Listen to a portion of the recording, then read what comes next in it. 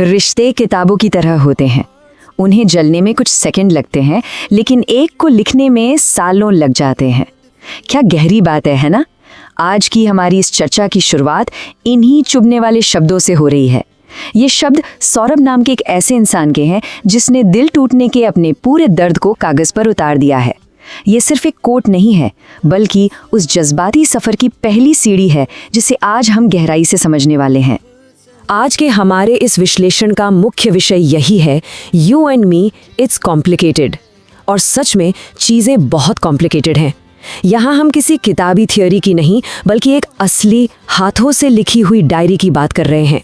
इस डायरी के पन्नों में एक रिश्ते के परवान चढ़ने से लेकर उसके बिखरने तक की पूरी टाइमलाइन दर्ज है।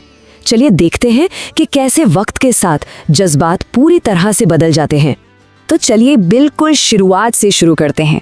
हमारा पहला पड़ाव है आकर्षण का चरम, यानी वो खुशनुमा हनीमून फेज। अब जरा इन असली पन्नों पर गौर करते हैं।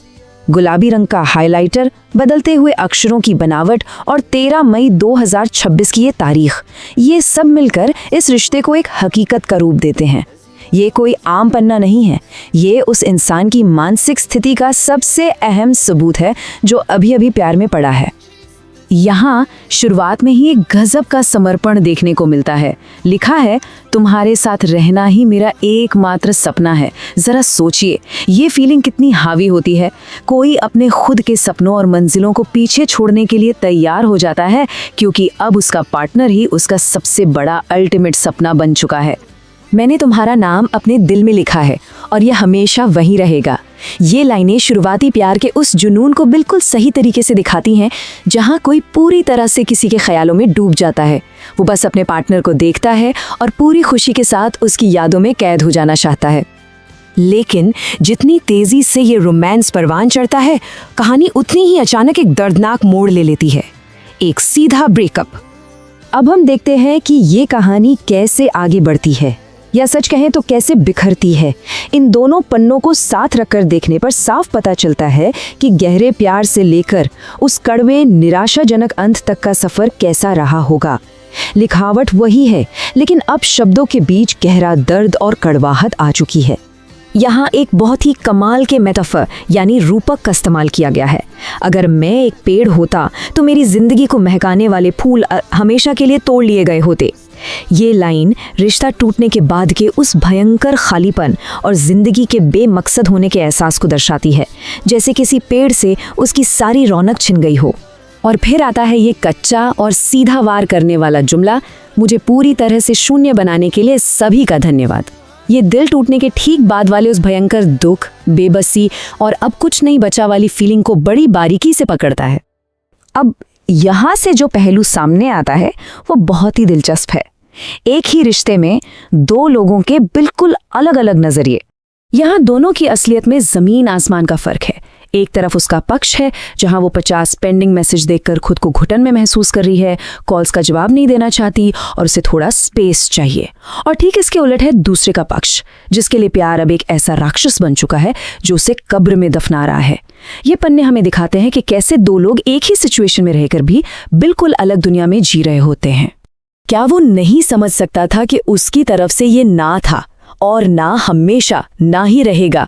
ये लाइन एक तरफ की उस भारी झुंझलाहट को बखूबी पकड़ती है जहां कोई लगातार संपर्क से परेशान हो चुका है, जबकि दूसरी तरफ वो इंसान इस रिजेक्शन से पूरी तरह टूट चुका है और समझ ही नहीं पा रहा कि आखिर हुआ क्या है।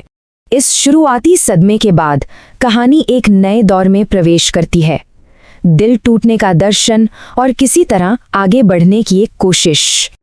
तो यहाँ गौर करने वाली बात यह है कि ये सारी बातें एक चेकलिस्ट की तरह लिखी गई हैं। उसे इम्प्रेस करने की जरूरत नहीं, उसके लिए रोने की जरूरत नहीं।